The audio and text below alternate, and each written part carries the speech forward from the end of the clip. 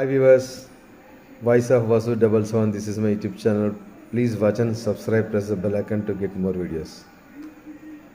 All eyes on Rafah, all eyes on Khan Yunis, all eyes on Syria, all eyes on Gaza. Facebook లోపల ఇట్లాంటివి పెడుతూ ఉంటారు కదా. మరి ఇప్పుడు ఏడదచ్చారు. మరి ఇప్పుడు ఆల్ ఐస్ ఆన్ బంగ్లాదేశ్లో జరుగుతున్న దుశ్చర్యలు చూస్తున్నారు కదా. ఒక జాతి ఇంకో జాతిపైన ఏ విధంగా విరుచుకుపడుతుందో, కర్కశంగా, నిర్దాక్షిణ్యంగా. అసలు ఉద్యమం ఎట్లా స్టార్ట్ అయింది, దేనికోసం స్టార్ట్ అయింది, రిజర్వేషన్ల ఉద్యమం స్టార్ట్ అయ్యి హిందువుల పైన ఎట్లా మరలింది ఉద్యమం. ఇది హిందువుల ఊచకోత. ఎన్ని వీడియోస్ వస్తున్నాయి. ఎక్కడన్నా క్యాండిల్ ర్యాలీ స్టార్ట్ అయిందా? ఈరోజు మాత్రం వెస్ట్ బెంగాల్ కోల్కతా లోపల ఒక ర్యాలీ స్టార్ట్ అయింది వెస్ట్ బెంగాల్లో. ఎందుకంటే ఇంకా వాళ్ళకి భయం పట్టుకుంది. ఇంకా బంగ్లాదేశ్లో ఈ విధంగా జరిగింది, రాబోయే కాలంలో మాకు కూడా జరగవచ్చు అని చెప్పేసి వెస్ట్ బెంగాల్లో ఈరోజు ఒక పెద్ద ఈ బంగ్లాదేశ్ ఢాకాలో హిందువుల పైన జరుగుతున్నటువంటి అత్యాచారాల పైన లిమిటెడ్ షరతులతోని మమతా బెనర్జీ లిమిటెడ్ షరతులతోని ర్యాలీ తీసుకోమని చెప్పేసి పర్మిషన్ ఇస్తే ఈరోజు స్టార్ట్ అయిపోయింది. కానీ దేశంలో ఏ రాష్ట్రంలో కూడా ఎక్కడ కూడా అసలుకి ర్యాలీస్ లేవు, ప్రొటెస్ట్ కూడా లేవు. అసలుకి ఎక్కడో ఒక చిన్న విషయం జరిగితే క్యాండిల్ ర్యాలీ తీసుకొని వాళ్ళ మతస్థులు మద్దతుగా, అంటే యూనిటీ వాళ్ళ దగ్గర ఉంది, మన దగ్గర లేదు. ఇప్పటికైనా యూనిటీ రావాలి. బంగ్లాదేశ్లో జరుగుతుంటే అరాచకాలపైన ప్రపంచ దేశాలు కూడా ఏ ఒక్క దేశం కూడా ఈ విషయాన్ని గట్టిగా ఖండించలేదు. మొదటిసారిగా ఇజ్రాయెల్ మాత్రమే ఈ విషయాన్ని, హిందువులపైన బంగ్లాదేశ్లో జరుగుతున్నటువంటి అకృత్యాలపైన మొదటగా స్పందించిన దేశం ఇజ్రాయిల్. ఇంకా ఏ దేశాలు కూడా, ఇన్ని అరబ్ కంట్రీస్ ఉన్నాయి కదా, ఒక్క అరబ్ కంట్రీ కూడా ఇప్పటి వరకు కూడా ఈ విషయం పైన ఎలాంటి స్పందన లేదు. వాళ్ళ యొక్క అంటే ఖండించలేదు. అంటే బంగ్లాదేశ్లో ఉన్న హిందువులంతా చనిపోయాక మన ప్రభుత్వం ఏమంటుందంటే, సెంట్రల్ గవర్నమెంట్ అది వాళ్ళ అంతర్గత విషయము అంటుంది. అంతర్గత విషయం లోపల మన హిందువులు దుర్మార పాలవుతుంటే అంతర్గత విషయం ఏ విధంగా అవుతుంది? ప్రపంచం లోపల ఎక్కడ ఇజ్రాయిలీ పైన దాడి జరిగినా వెతికి వెంటాడి ఆ చంపిన వాళ్ళని చంపేసేటువంటి దేశం ఇజ్రాయిల్. చూడండి, ఆ దేశానికి మన దేశానికి మధ్య ఎంత వ్యత్యాసం ఉందో.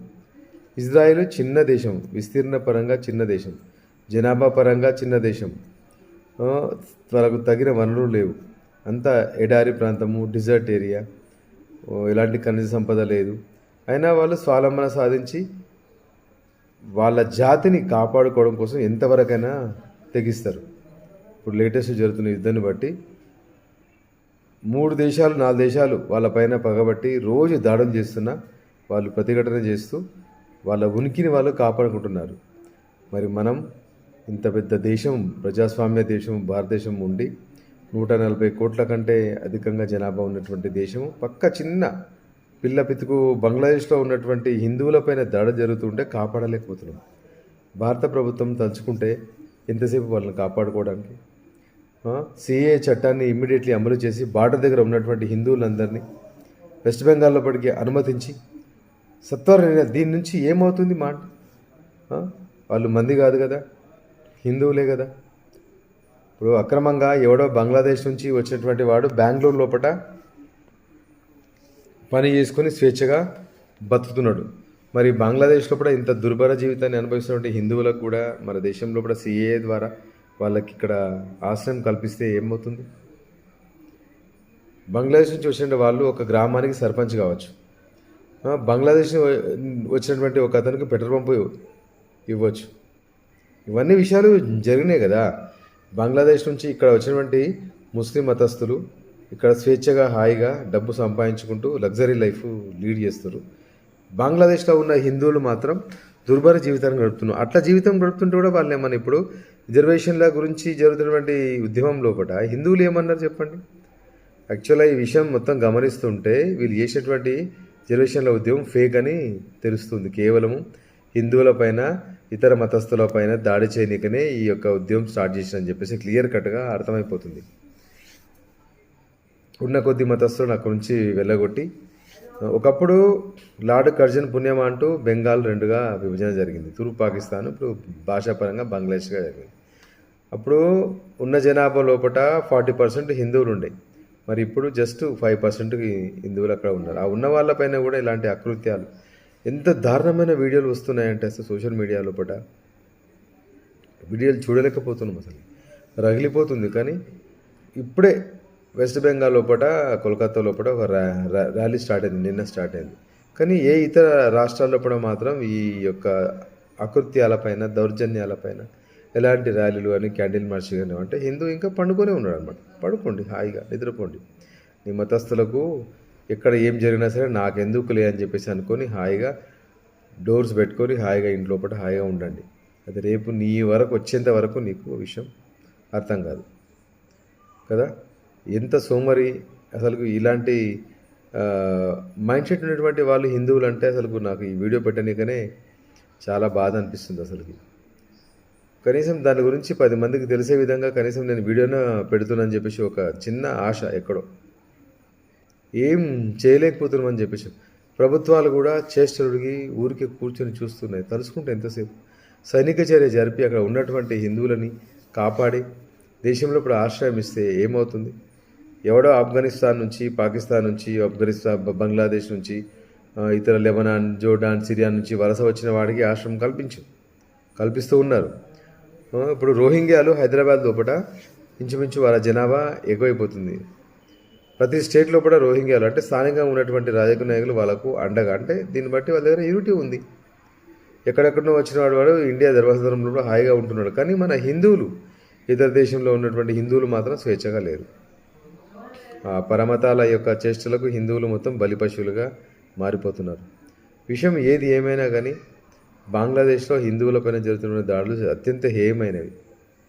దీనికి ప్రభుత్వము సత్వరంగా చర్య తీసుకోవాలి. ఇమ్మీడియట్లీ సైనిక చర్య జరిపి అక్కడ ఉన్నటువంటి హిందువులందరినీ కాపాడాలి. సిఏ చట్టాన్ని అమలుపరిచి అక్కడ ఉన్నటువంటి హిందువులకు అందరికీ దేశం లోపల పౌరసత్వాన్ని కల్పించి హిందువులను కాపాడాలి. ప్రపంచం లోపల ఎక్కడ ఉన్నా హిందువే. హిందువుకు మాత్రం భద్రత లేదు. హిందువు ప్రాణం అంటే గాల్లో దీపంలాగా ఉంటుంది. ఏ రాజకీయ నాయకుడు కానీ, ఇప్పుడు ఆపోజిషన్ పార్టీస్ వాళ్ళు కళ్ళు మూసుకున్నారా? మమతా బెనర్జీ వెస్ట్ బెంగాల్ లోపల హిందువుల మీద ఎన్ని ఊచుకోత జరుగుతూ ఉంటే ఒక్క మాట మాట్లాడలేదు. అసలు ప్రభుత్వానికి సహకరించట్లేదు.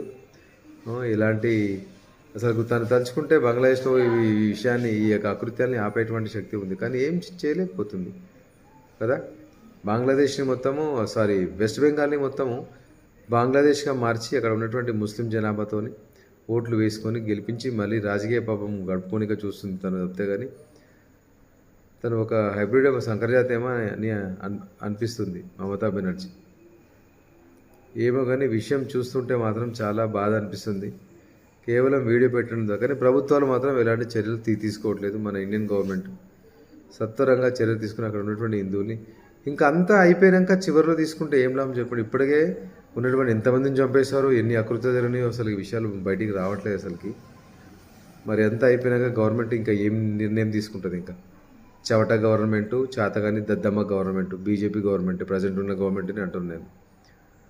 హిందువుల చనిపోయినాక వాళ్ళ అస్థికలు తీసుకొచ్చి గంగా నదిలో కలపడానికే. చూడు, చిన్న దేశం ఇజ్రాయెల్, దాన్ని చూసి నేర్చుకోండి.